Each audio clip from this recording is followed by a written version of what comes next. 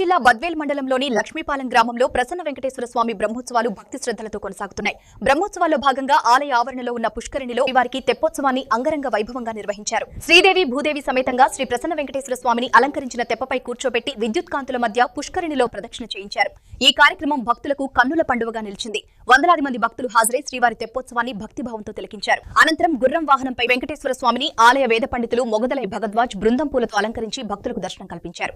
బ్రహ్మోత్సవాల్లో భాగంగా పూజా కార్యక్రమాలు వైభవంగా నిర్వహించారు.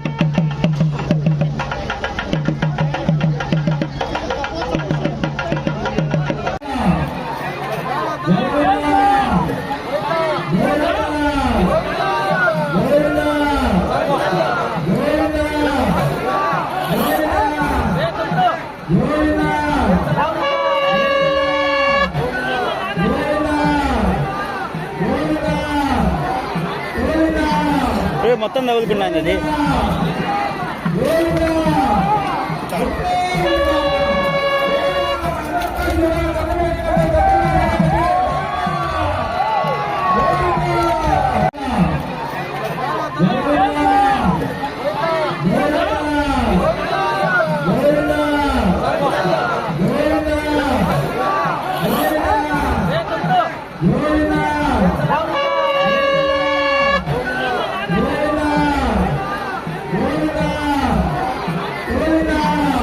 మొత్తం తగులుకున్నాను అది